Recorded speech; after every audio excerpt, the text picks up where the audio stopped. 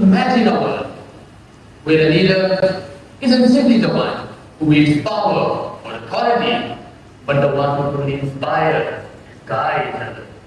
So, what exactly is a leader? According to the Oxford Dictionary, a leader is the one who leads or commands a group, organization, or country. But as we know, a leader goes far beyond this mere definition. Sun Tzu refers to a leader as the one who leads by example, not by force. Nelson Mandela described real leaders as those who sacrifice all for the freedom of their people. These perspectives highlight that leadership is not about power or authority, but about influence, inspiration, and above all else, commitment. When we look around, we see diverse individuals in various fields, from academia and culture to the military and public service, each leading their organizations and institutes with distinct approaches. So, I reached out to these leaders and scheduled one-on-one meetings with them to get their idea of a leadership, and how to cultivate it through extracurricular activities. Let's take a look at what one of them had to say about who a leader is. Leads inspires them to follow. That is the leader. As very famous saying of the world follow the when good on officers, if they are not participating in this way, so the sergeant very happy to have that once the time will come, they will show us how to done. Great leaders share a defining trait, which is vision beyond immediate, coupled with wisdom for the future and an inspiration for their team to achieve seemingly impossible. Now, how to develop this kind of leadership? Well, one effective and powerful way is through extracurricular activities. These activities offer opportunities and serve as practical training ground to build and refine leadership skills.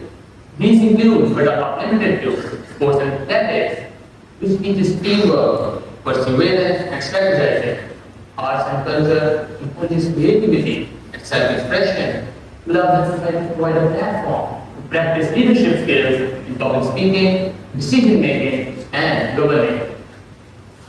Community service is empathy and purpose. Leaders manage resources, address needs, and mobilize volunteers.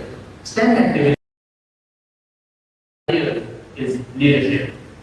The modern educational framework emphasizes on building empathetic leadership, which comes from experiencing real-life challenges, and at CCH by integrating principles such as adventure, community engagement, international understanding, democracy, and environmental stewardship. Students have been learning invaluable leadership skills. Now, extracurricular activities are very important. So, let's take a look at what Commissioner of Lahore had to say about that.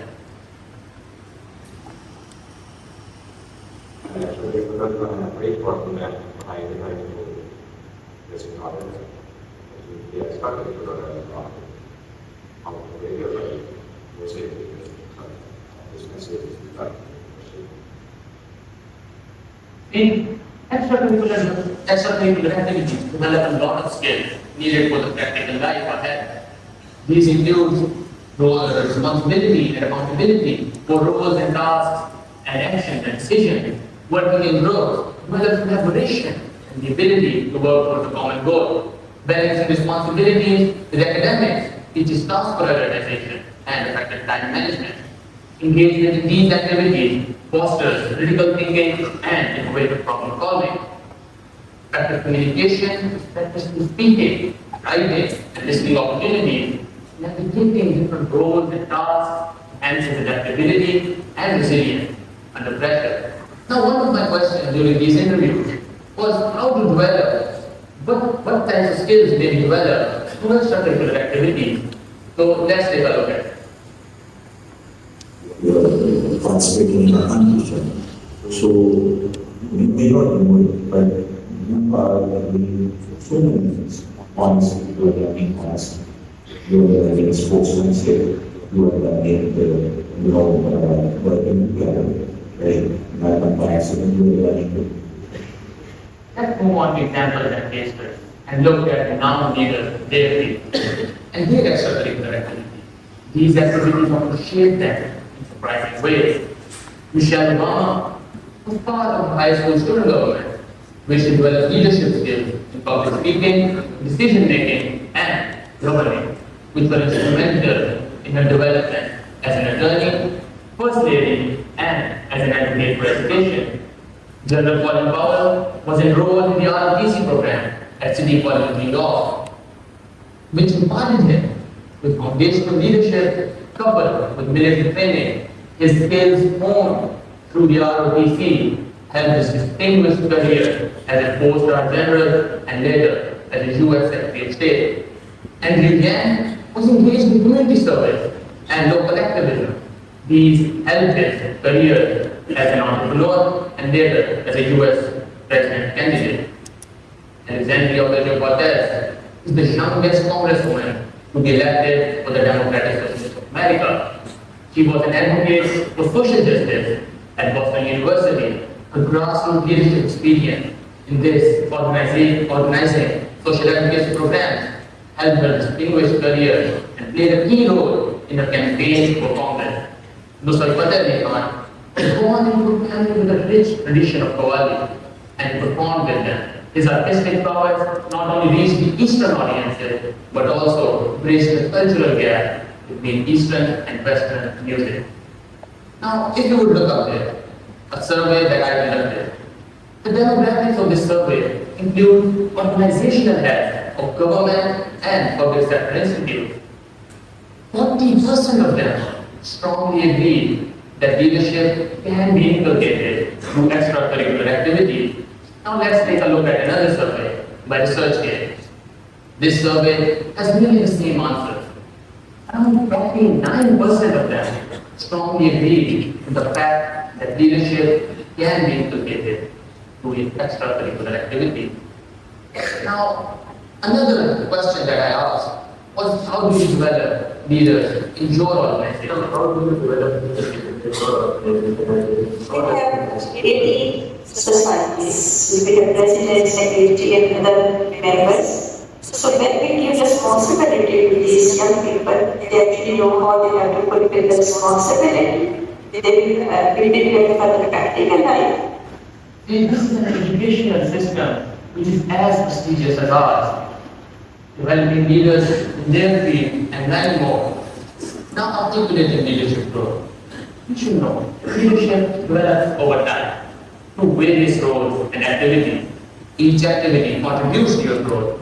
So, reflecting on roles, you can stop significant growth, moments that challenge you or enhance your skills. By recognizing and articulating leadership growth, you can better understand your development and effectively communicate your readiness for the future. A leadership growth may come with a lot of benefits, but the responsibilities often outweigh. You might have to face issues like managing the need conflicts, balancing responsibilities with academics, or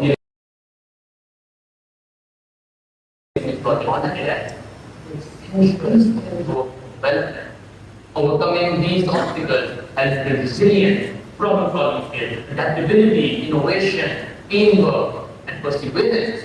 Embracing these challenges helps strengthen your leadership skills and contribute to personal and professional growth.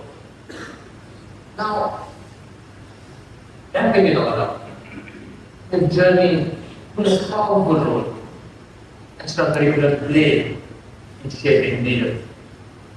From the diverse opportunities to the essential skills we develop, we've seen real-life examples demonstrate the impact of these experiences, not just on us, but and successfully, we learn the very essence of leadership. But the journey doesn't end there. It's about continuing to reflect on our growth, seeking new opportunities, and encouraging others to do the same. So, challenge you all to step out, get involved, and embrace the leadership potential within you. And remember, the leaders of tomorrow are forged in the action we take today. Thank you.